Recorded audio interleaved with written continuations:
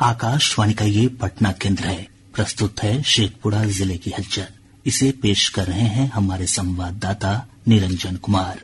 शेखपुरा जिले में विधानसभा चुनाव के प्रथम चरण में दोनों विधानसभा क्षेत्र शेखपुरा और बरबीघा में 6 नवंबर को मतदान होगा। आज चुनाव प्रचार के अंतिम दिन एनडीए, महागठबंधन और अन्य दलों के स्टार प्रचारकों और निर्दलीय प्रत्याशियों ने पूरी ताकत लगा दी। कई स्थानों पर चुनावी सभाएं और रोड शो किया गया। शेखपुरा और बरबीघा दोनों विधानसभा क्षेत्र में 9 प्रत्याशी मैदान में हैं। जिले के लगभग 5 लाख मतदाता ईवीएम का बटन दबाकर इनके राजनीतिक भाग्य का फैसला करेंगे। शेखपुरा विधानसभा क्षेत्र में एनडीए के पूर्व विधायक रणधीर कुमार सोनी और राजद के निवर्तमान विधायक विजय सम्राट के बीच आमने सामने की टक्कर है। जनसुराज के प्रत्याशी के अलावा कई अन्य राजनीतिक दल और निर्दलीय प्रत्याशी भी चुनाव मैदान में हैं। दोनों विधानसभा क्षेत्र में कई बागी भी समीकरण को प्रभावित कर सकते हैं। बरबीघा विधानसभा क्षेत्र में बागी उम्मीदवार के रूप में निवर्तमान विधायक सुदर्शन कुमार एनडीए का खेल बिगाड़ने में लगे हुए हैं। एनडीए ने कुमार पुष्पंजय को अपना प्रत्याशी बनाया है। 2020 के चुनाव में 113 वोट से पिछड़ने वाले गजानन शाही का टिकट काटकर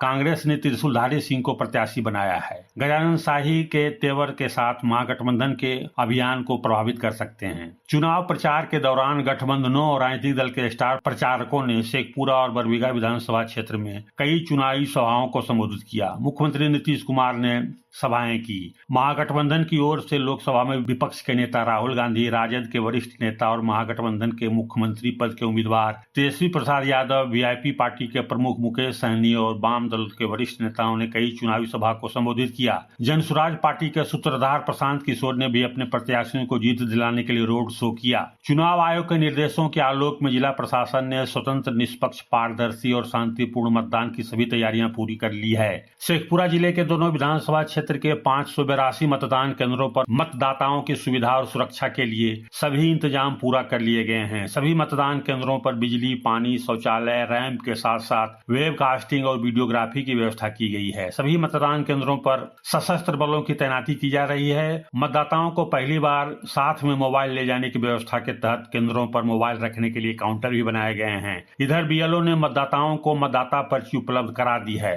चुनावी प्रक्रिया पर नजर रखने के लिए आयोग ने दोनों विधानसभा क्षेत्र में समान प्रेक्षक के साथ साथ एक व्यय और पुलिस प्रेक्षक तैनात कर दिया है। जिलाधिकारी सह जिला निर्वाचन पदाधिकारी आरिफ अहसन और एसपी बलिराम कुमार चौधरी जिला के सभी कोषांगों के साथ समन्वय स्थापित कर मतदान से लेकर मतगणना तक के सभी कार्यों पर कड़ी नजर बनाए हुए हैं। जिला मुख्यालय स्थित जवाहर नवोदय विद्यालय में मतगणना केंद्र पर दोनों विधानसभा क्षेत्र की मतगणना की जाएगी। यहीं स्ट्रांग रूम भी बनाए गए हैं। जिले के विभिन्न भागों में केंद्रीय अर्धसैनिक बलों के जवानों ने फ्लैग मार्च किया। कमजोर वर्ग के मतदाताओं के टोलों और मोहल्लों में विश्वास पैदा करते हुए अधिक से अधिक मतदान के लिए 6 नवंबर को मताधिकार के लिए प्रेरित किया। विभिन्न सड़क मार्गों पर बनाए गए चेक नाका पर वाहनों की तलाशी के साथ साथ अपराधियों और बदमाशों की गिरफ्तारी का काम भी मिशन मोड में चलाया गया।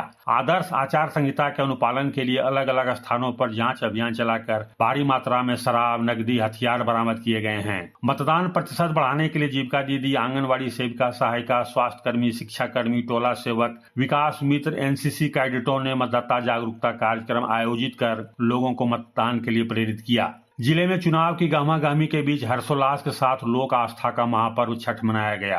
पूरी श्रद्धा के साथ 4 दिवसीय छठ महापर्व का आयोजन किया गया। इस दौरान पूरा वातावरण छठ गीतों से गुंजायमान रहा। छठ पर्व के दौरान रेलवे द्वारा ट्रेनों की विशेष व्यवस्था किए जाने को लेकर राज्य के बाहर से आने वाले लोगों ने केंद्र सरकार की प्रशंसा की है। लोगों ने रेलवे स्टेशन के बाहर बनाए गए होल्डिंग जोन समेत अन्य व्यवस्था के लिए रेलवे का धन्यवाद किया है। जिले में गोपाष्टमी, अक्षय नवमी, देवोत्थान एकादशी जैसे त्योहार भी श्रद्धा और उल्लास के साथ मनाया गया। जिले के विभिन्न भागों में पिछले दिनों मोन्था तूफान के असर से बारिश हुई। इससे जनजीवन पूरी तरह अस्त व्यस्त हो गया। खेतों में धान की खड़े और कटी फसल को भारी नुकसान हुआ। तेज हवा के कारण फसल क्षति अधिक हुई है। रबी के बुआई में भी विलंब होने से किसानों की चिंता बढ़ गई है। अभी आप सुन रहे थे शेखपुरा जिले की हलचल। इसे पेश कर रहे थे हमारे संवाददाता निरंजन कुमार।